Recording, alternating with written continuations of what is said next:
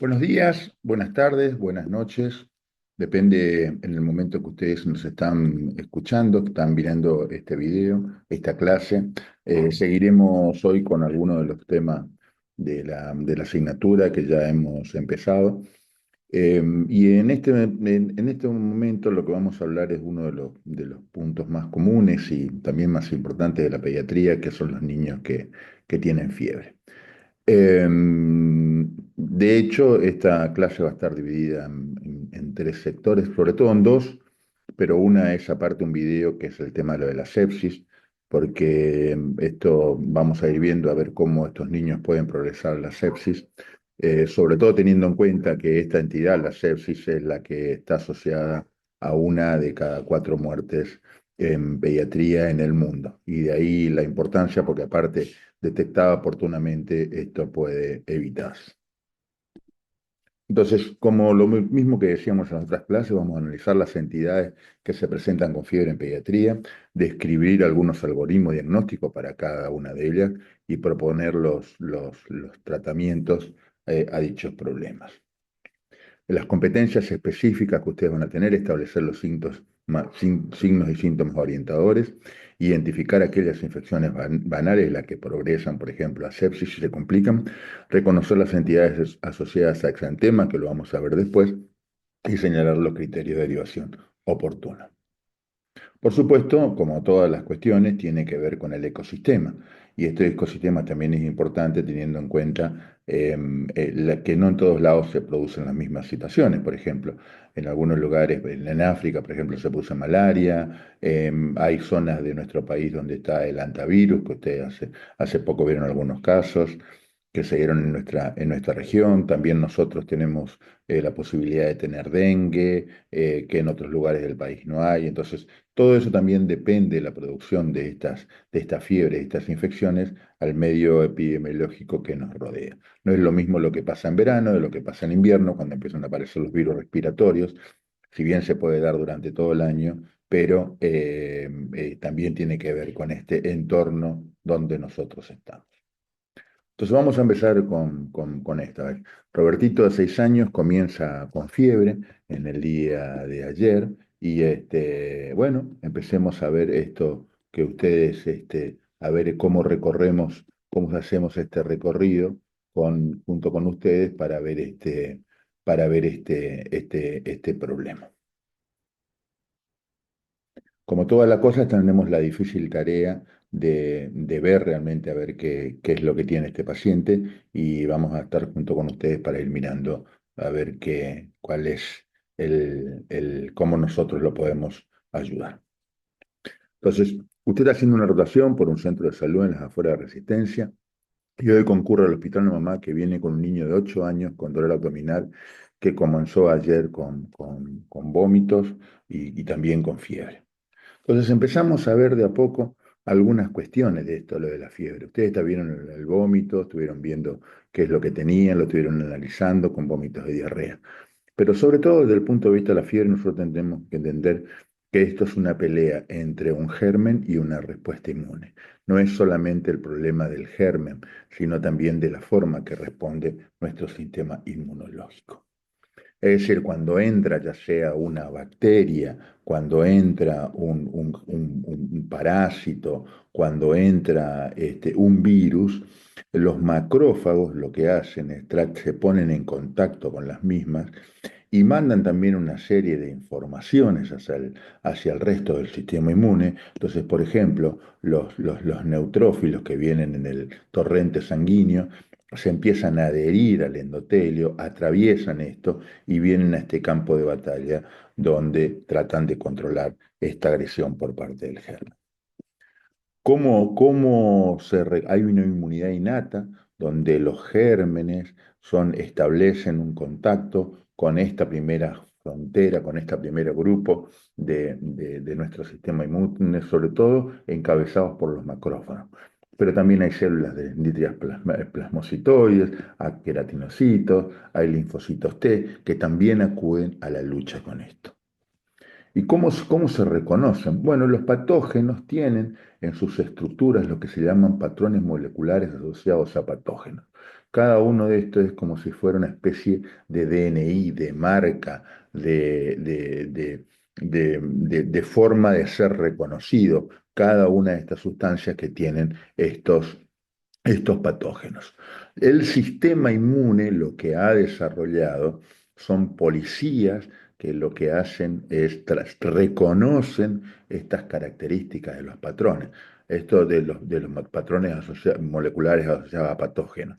Estas moléculas, estos receptores, que son distintas formas, algunos están en la membrana plasmática de la respuesta de la célula del sistema inmune, otros están adentro, distintas formas, y se llaman receptores de reconocimiento de patrones moleculares. Estos elementos se unen a estos patrones moleculares asociados a patógenos y generan dentro del sistema, dentro de las células del sistema inmune, una serie de reacciones que producen más sustancias, las cuales van comunicando, tienen acciones cada una de esas moléculas, pero también van comunicando al resto del sistema inmune lo que está pasando. No lo vamos a agarrar cada uno, pero fíjense, esta es la célula y fíjense cómo vienen distintas sustancias y cómo se comunican entre esas sustancias con las células del endotelio, con otras células, con productoras de inmunoglobulina. Fíjense todo lo que pasa, esta tormenta que pasa en ese campo de batalla que es el tema donde está produciéndose la infección. Esto también produce daño, por el pasaje y por la destrucción que se produce en ese lugar donde se está produciendo la infección, también produce daño en algunas células, y esas células, ese daño, también llamadas moléculas como alarmina, lo que producen es también una serie de sustancias que también aumenta la inflamación. Una de las más importantes es la mitocondria. La mitocondria es como una especie de célula dentro de la misma célula. Tiene un ADN distinto al ADN que tiene la parte celular, y ese ADN, cuando se libera, también genera inflamación, o a veces antiinflamación, pero genera una respuesta del sistema inmune que la mayoría de las veces es controlada, pero en algunas veces se desmadra. Entonces, cada uno de estos, los patrones moleculares asociados a los patógenos, los receptores, o sea, estos son los patógenos, las alarminas producidas por el daño u otras sustancias, estimulan a cada una de las células. Estas células dentro de sí mismas empiezan a producir una serie de sustancias, y que si esto se desmadra, puede llegar a la disfunción de órganos. La mayoría de las veces esto controla el sistema inmune. Si no, ante cada resfrío nosotros haríamos una sepsis. Pero es bueno saber lo que ustedes tengan que tener en cuenta para ver que esto puede llegar a suceder. Dentro de las sustancias que se producen, y que algunas de estas nosotros nos sirven para la posibilidad de detectar, se liberan, por ejemplo, interleuquina C. Esta interleuquina 6 o la interleuquina 1 beta van al hígado, y en el hígado hacen que se sintetice una sustancia que es la proteína C reactiva. Esta proteína C reactiva es una especie de marcador sobre todo de las bacterias, pero también de células que se están siendo destruidas. Entonces, si ustedes se fijan acá, viene la bacteria y esta proteína C reactiva se adhiere. Es decir, que cuando hay más cantidad, más elevada está la proteína C reactiva, una de las posibilidades es que se produzca, que está habiendo una infección bacteriana. Sin embargo, también hablamos que en este proceso en este campo de batalla que se produce en el lugar de la infección, también hay células que fallecen, entonces también reconoce a este territorio inflamado. Entonces, la proteína C reactiva en realidad lo que viene a mostrar es una gran inflamación. Otra de las sustancias que también se utiliza mucho es el tema de la ferritina. Si bien la ferritina durante mucho tiempo nosotros la vimos asociada al tema de los glóbulos rojos, a la producción de glóbulos rojos y si eso se estaba produciendo bien o se estaba produciendo mal, también en los últimos tiempos se ha visto asociada sobre todo a la estimulación por parte del ADN viral de una de las sustancias que nosotros decíamos los receptores de patrones moleculares de los gérmenes. Estas se llaman toll-like, son proteínas que están en la membrana plasmática a la que se une estos ADN y generan una serie eh, de, de- de sustancias, estimulan un lugar que está dentro de la célula que se llama el inflamasoma y esto lo que produce es mayor cantidad de inflamación y por supuesto puede ser proinflamatoria, pero también puede tener sustancias antiinflamatorias. Entonces, todas estas sustancias que se van produciendo por las propias bacterias o algunas cosas por medicamentos, producen una serie de sustancias que estimulan sobre todo la interleuquina 1, receptores del factor necrosis tumoral, estimulan el hipotálamo y eso es lo que produce el tema de lo de la fiebre. Entonces, la fiebre lo que nos estaría diciendo es que hay algún tipo de inflamación o algún tipo, posiblemente, porque también se pueden dar por otras cosas, como ustedes lo ven acá, posiblemente que está habiendo una infección y un campo de batalla en algún lugar del organismo. Ahora, una de las cosas que ustedes tienen que determinar es que esto es una película, no es simplemente una foto. Como ustedes ven acá, la mayoría de las infecciones son locales, se ven localmente, hay una respuesta local adaptativa que controla esa relación entre el germen y la respuesta inmune. Esto generalmente se produce en días, no hay, no hay, se soluciona inmediatamente, las infecciones banales. Ustedes lo ven en los centros de atención primaria, en sus consultorios, lo van mirando, van viendo cómo está ese niño y tienen que hacer el examen físico, el interrogatorio de la madre, después el examen físico detallado, pero puede ser que tenga una angina, o puede ser que tenga una otitis, o puede ser que tenga una gastroenteritis, pero que tratada adecuadamente no tiene mayor problema y no tiene un compromiso del estado general de ese paciente. Ahora, si esto progresa con el transcurso de los días, esta infección, en vez de ser local, por ejemplo, solamente en la garganta, solamente en el oído, empieza, o la parte gastrointestinal, o la infección urinaria, empieza a generalizarse, pero todavía sigue siendo controlada y sigue siendo adaptada. Y esto ustedes lo tendrán que ir viendo, porque este es sobre todo donde ustedes tienen que tener este amarillo, donde ustedes tienen que tener mayor alarma. Si esto progresa, que todavía no tenemos determinado, asumimos que muchas veces es un abordaje tardío de la infección, pero hay algunas personas que aún con un abordaje apropiado progresan hacia una respuesta del sistema inmune mal adaptativa. ¿Qué significa? Que ese sistema inmune reacciona en forma exagerada, desmadrada, y lleva no solo a una lucha contra el germen para tratar de eliminarlo, sino también un ataque hacia los órganos y empiezan las disfunciones de órganos. Esto que está acá es la sepsis y esto es lo que está muy cerca de la muerte y esto es lo que ustedes para ampliar todo esto lo tienen que estar mirando en la clase que les subí de sepsis. Entonces, cuando nosotros tenemos un niño con fiebre, lo que tenemos que ver es que cuándo comenzó, si esto hace 4 o 5 días que está y el estado general cómo está, o si esto comenzó es el primer pico febril. La intensidad no es lo mismo. Si bien enfermedades graves pueden tener 38 grados, pero por supuesto cuanto más cantidad de temperatura tiene, 39, 40 grados, uno lo tiene que estar mirando. La periodicidad. No es lo mismo un niño que tiene cada 3 4 horas picos de 39 grados aún con el antitérmico, que aquel que tuvo hace 12 horas tuvo uno y ahora tiene otro pico y igualmente hay que mirar el estado general. Y la relación con otros convivientes. si todo el grupo familiar está con un problema de resfríos o que está con mocos, está con tos, muy probablemente esto se deba a un cuadro viral respiratorio contagiado por el mismo grupo familiar.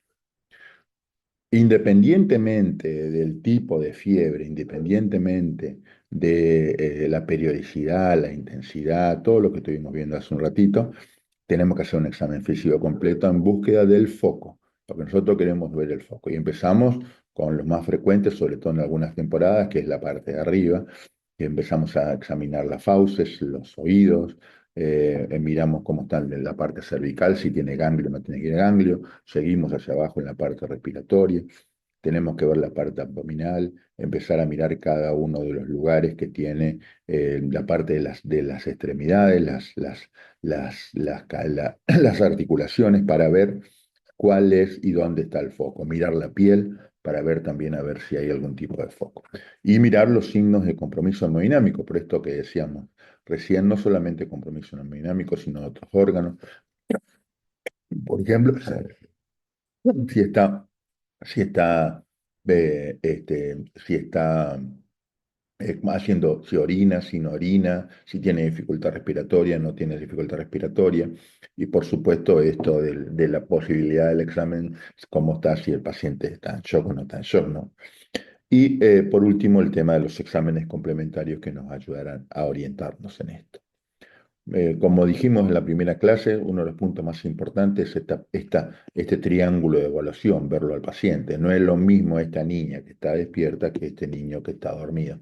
En este tenemos que acentuar y buscar la parte del triángulo, la parte del examen físico, luego el triángulo de evaluación, mirar a ver cuáles de los puntos está comprometido, si es el pulso, si es la parte respiratoria, o sea, qué es lo que lo lleva a este paciente a estar en ese tipo de situaciones.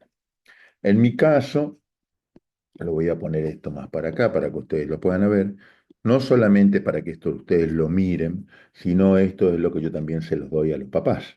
Esto está hecho por la organización de Sepsis Trust del Reino Unido.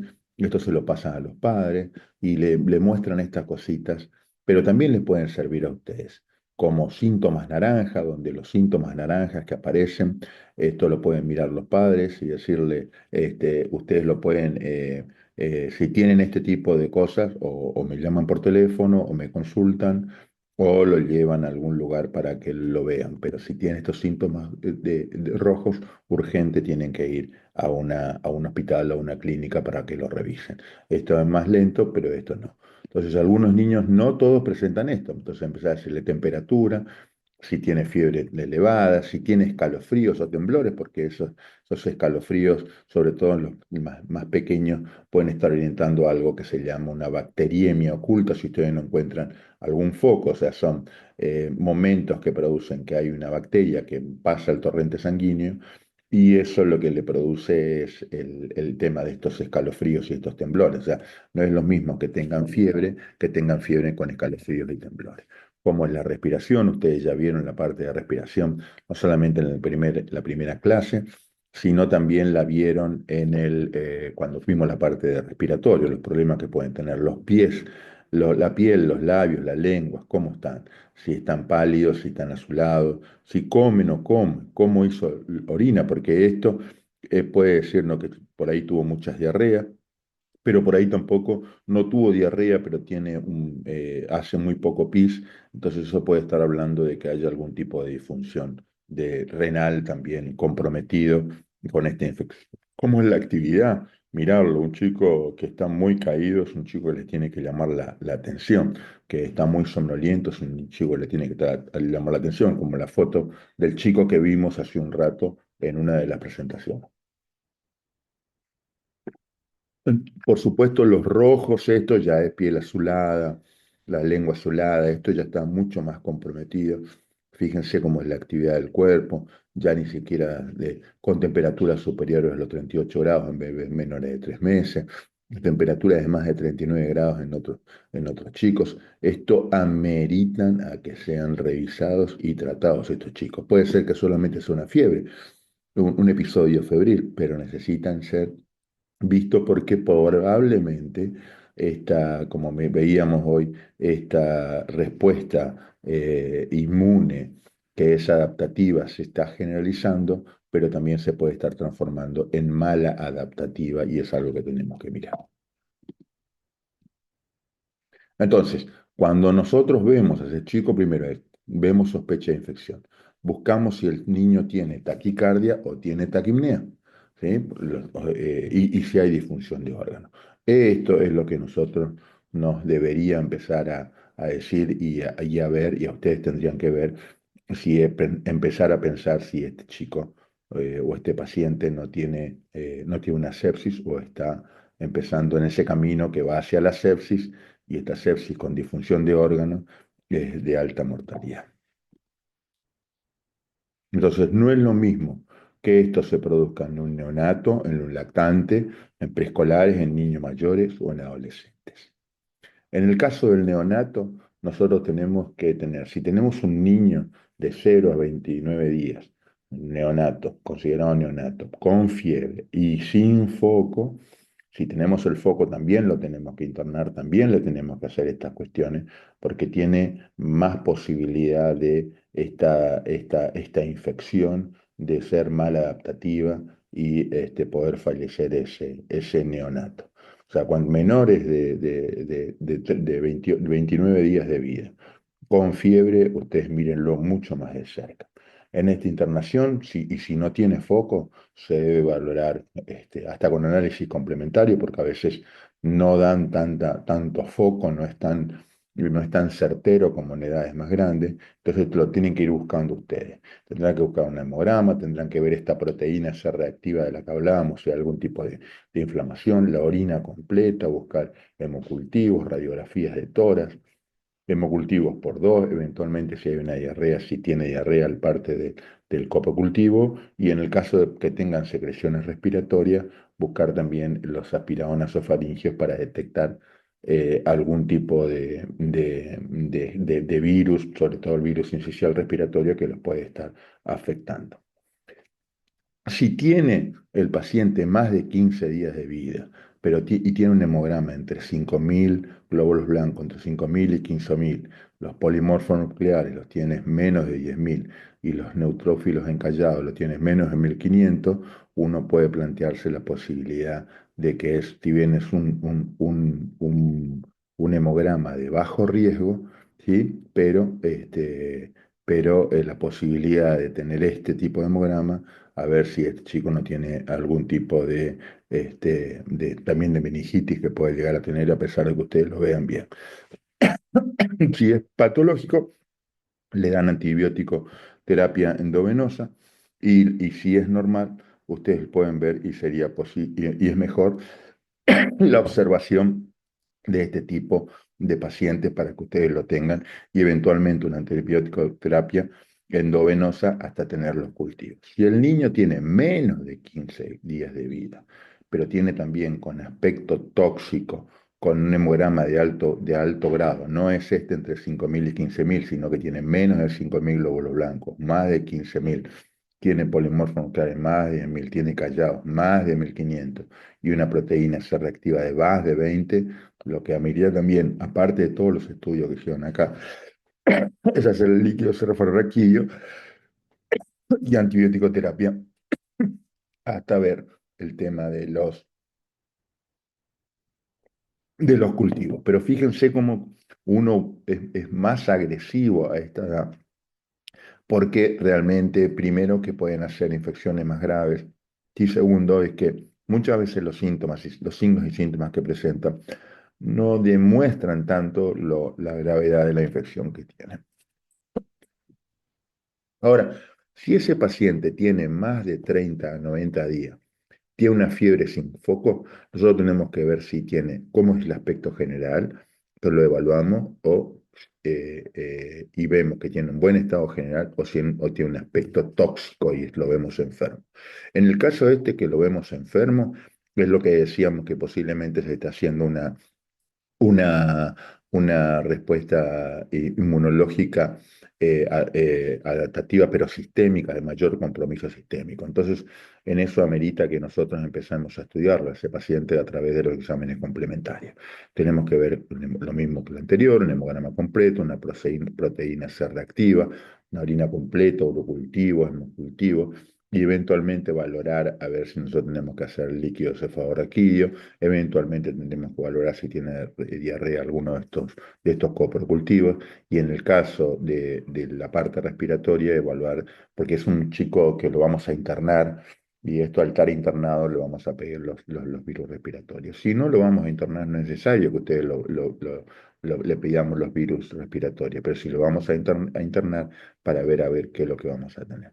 Ahora, si el paciente tiene un buen estado general, por supuesto, a este paciente que lo internamos, que le hicimos todo esto y por este aspecto tóxico, medicamos y esperamos esperamos los resultados de los cultivos, los resultados que tienen en el caso de que le pidamos los virus respiratorios, los virus respiratorios.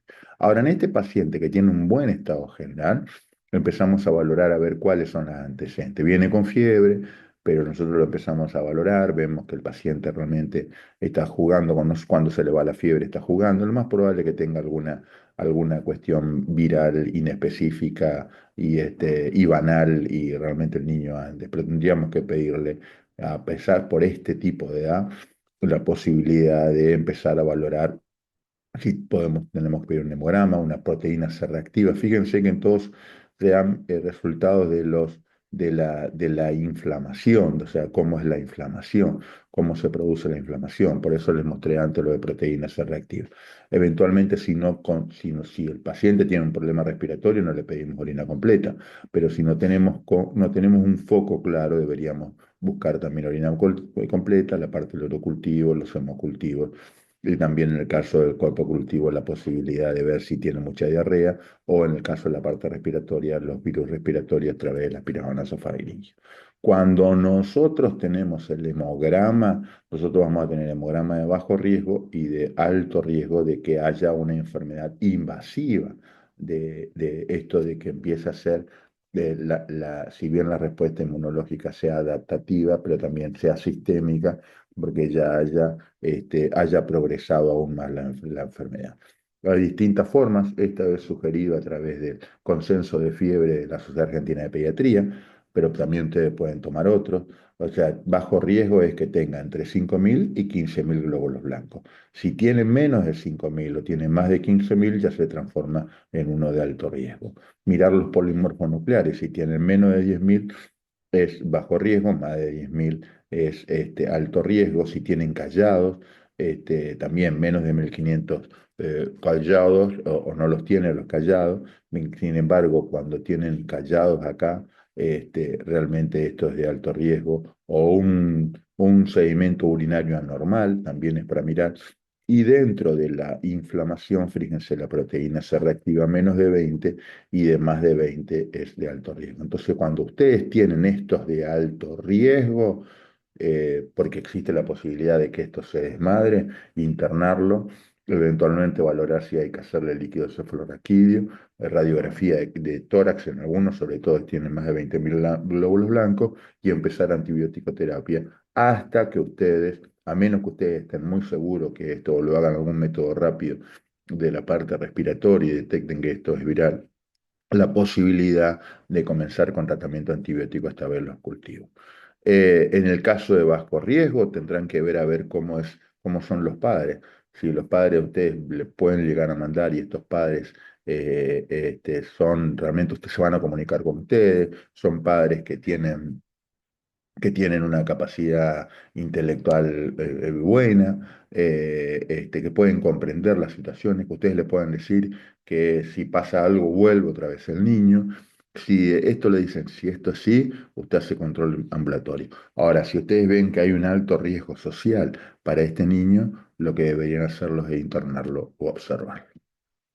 Esto más o menos lo mismo de la Academia Americana de Pediatría, que también ha hecho esto. Se presenta en forma ambulatoria, viene un niño con fiebre, un niño entre 30 y 90 días, pero está en buen estado general, ustedes lo ven en buen estado general, y no tiene foco midiente, pero la temperatura es 38,5. Pero a ustedes les llama la atención esta fiebre. Entonces, una de las cuestiones que debería buscar es el tema de los marcadores de inflamación. Procalcitoninas nosotros prácticamente no tenemos, pero proteínas C reactivas sí, en los laboratorios, distintos laboratorios tenemos, y tenemos que mirar este punto de corte de 20. Ahora, ¿qué pasa si nosotros no tenemos, y eventualmente también empezar a buscar la parte de urocultivo, puro cultivo, la observación, valorar eventualmente cómo está el chico en la parte de la punción lumbar y eventualmente con esto el retiro del antibiótico. Ahora, ¿qué pasa si nosotros no tenemos estos marcadores, tanto la procalcitonina, la proteína C reactiva? Bueno, tendríamos que mirar la temperatura, si sigue por arriba de 38,5, o mirar el tema de los neutrófilos, si están por arriba de los neutrófilos segmentados, si están por arriba de 5.200 por metro cuadrado, nos amerita también a esto, a decir, bueno, tengan que mirar la posibilidad de observación, la posibilidad de hacer un neurocultivo, y depende cómo está el sensorio, hasta valorar el tema de la punción lumbar, de ponerle los antibióticos y hasta de retirar los antibióticos acorde a la clínica. En el caso de ustedes, si les queda duda con esto, lo que pueden hacer es también, como médicos generales, interconsultarlos con un pediatra o derivarlos directamente al hospital para que lo terminen valorando y haciendo este tipo de análisis. Fíjense el tema de los leucocitos. Los leucocitos, cuando ustedes piden, dicen, vamos a pedir laboratorio. Tienen que mirar esto también. Fíjense que en el caso del recién nacido, tiene aumento de los neutrófilos entre 41 y 81% y menos linfocitos. Pero esto va cambiando de a poco. Fíjense cómo esto ya más adelante lo que aumenta más se forma, es una fórmula compartida donde los neutrófilos cerca de ya casi cerca, pasando el periodo natal, cómo esto empieza a balancearse. Fíjense que entre los 2 a 6 meses hay entre neutrófilos y linfocitos hay mayor cantidad de linfocitos, a diferencia de lo que pasaba acá, que había una neutrofilia, pero esa neutrofilia vuelve a ser predominante cuando los chicos son más grandes. Entonces, tener en cuenta estas variaciones de lo que significan los neutrófilos y los linfocitos en pediatría. ¿Sí? Lo mismo, las cantidades para ver las hemoglobinas, para ver si está anémico o no, hay variantes en el tema según la edad. Entonces, repasando un poco, ustedes están haciendo su rotación en el interior de Chaco, lo consultan mamá con un niñito de 15 días de vida, para que no les sea problemático a ustedes, esto se lo voy a dejar para que ustedes lo piensen, que tiene 14 días de vida, nació de un embarazo de término, en un parto vaginal sin complicaciones, pero está con fiebre. ¿Qué harían? ¿Cómo lo estudiarían? ¿Qué les pedirían? ¿Cuál un diagnóstico diferencial que ustedes tendrían? ¿Y qué conductas ustedes sugieren? Se lo dejo a ustedes para que ustedes lo vayan mirando, y seguimos con la próxima clase en un ratito.